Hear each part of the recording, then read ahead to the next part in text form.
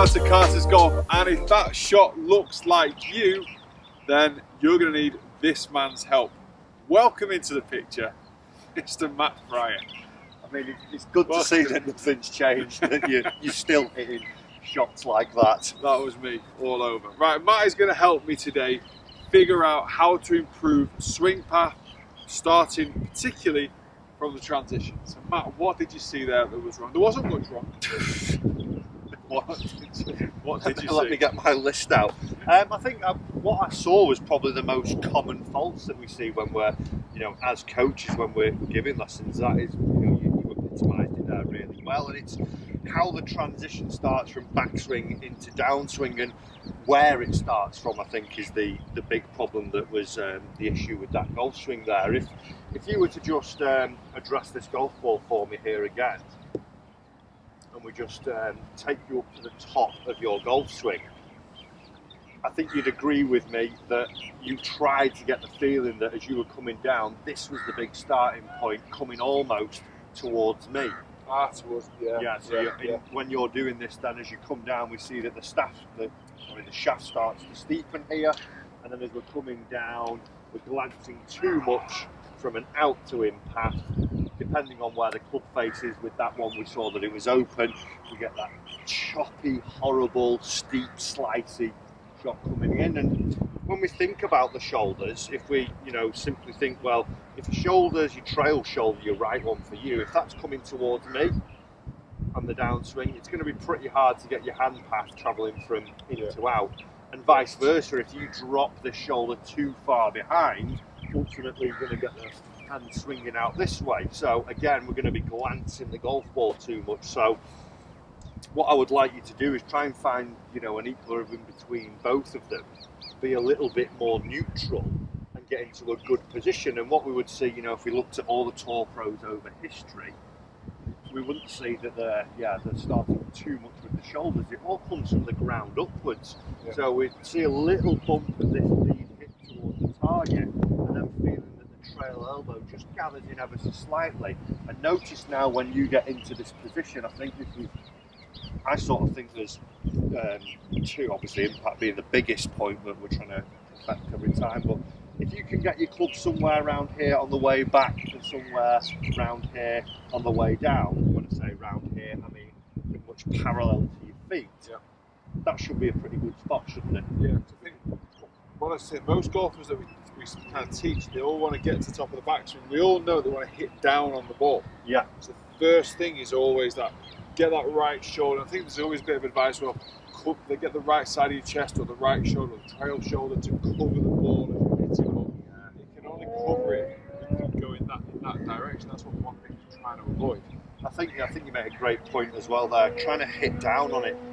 They hit 4 degrees, minus 4 degrees with a 6-iron, so the grand scheme of things of 360 degrees, minus 4 is literally nothing. You don't need to have this big digging of the dirt, do we? We just need to get the sole brushing a little bit more. So for me, a great feeling and a great drill I like to get my students to do, if we were, I call it the stop-start drill, where we would swing up, we stop, then we start again, but starting with the lower half, and then trying to get into a position where we would have pump it down to this position, pump it down to this position, and then on the third one you'd actually go through and hit one. It's a difficult drill in terms that your strike might be a little bit inconsistent, but if you do it with the ball pegged up with an 8-iron, have a few of them down at the range, you're going to start to fall into these positions and actually start to get the strike a little bit more. So don't try hitting it with the trail shoulder so much.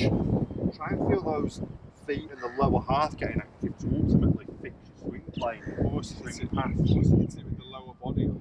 Yeah, exactly, and that's a big power source as well, instead of trying to smash the living life out of it with your arms, your shoulder and your hands. Use your legs a little bit and you should be able to actually generate more power from there as well. I mean, let's be fair as well, these arms aren't going to generate much power. Yeah, noodle arms I would call them. So let's give that a go. Just do you want to peg it up or not? Do you want to give the No, I'm being overly confident. You've been overly confident. So we're going to say you pump, and then hit on the third one. Feeling that it's coming from your legs a little bit more. Forgot about Oh, the confidence that. went Forgot then. about the third one then. Forgot you actually got to hit this. That's it. Tell you what, I've kind of aimed in the right direction. That actually worked really well.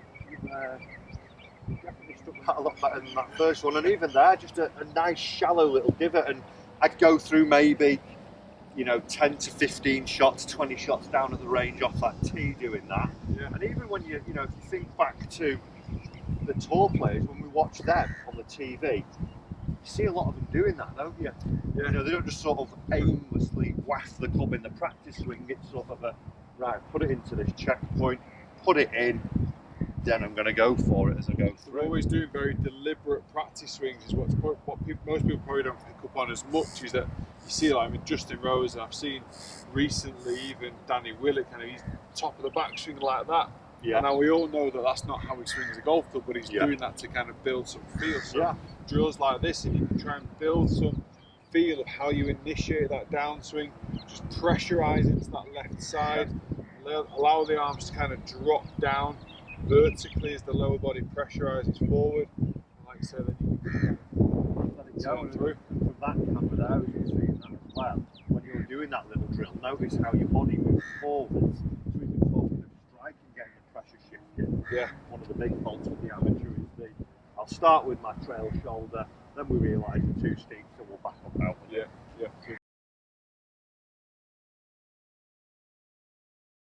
It's a difficult drill in terms that your strike might be a little bit inconsistent.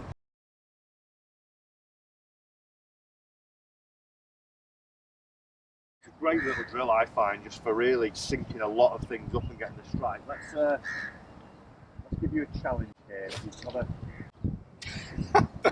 not shank it firstly, but I will give you one more ball. Let's see if you can get this one within. Sometimes use the tee. Sometimes use a tee, definitely, yeah. I was listening to let's it. say 30 feet. It's got to be inside 30 feet here. So, little rehearsal. Finish it off in style. Well, I can't get any worse than my last shot. Can't be, no. You don't have to do the drill on this one. You can have a rehearsal and then your normal swing. That's it. Get the lower half going. How's that, Matthew? That's actually hit the stick. Oh, that was close. Literally about 2 foot, that. I'll tell you what, my only shot. Cheers, coach. Pounds, but I think, you know, great drill for that. It's got me from shank to hole in it. Just what I do. Guys, thank you very much for watching. Massive thank you to Matt for coming onto the channel, giving us some wisdom from his coaching experience down at Trafford Golf Centre in the UK, in Manchester. Welcome out to Dubai. Are you enjoying the sunshine? It's nice not to have 42 t-shirts, 3 jumpers and a ski suit to teach it. For us, this is our winter. I'm actually finding this quite cold, hence the trousers. But Matt is absolutely basking in the sun. Guys, thanks very much for watching. If you come over from Matt's channel, please do hit that subscribe button. Join us for more content, and we'll see you very soon. See you, pal.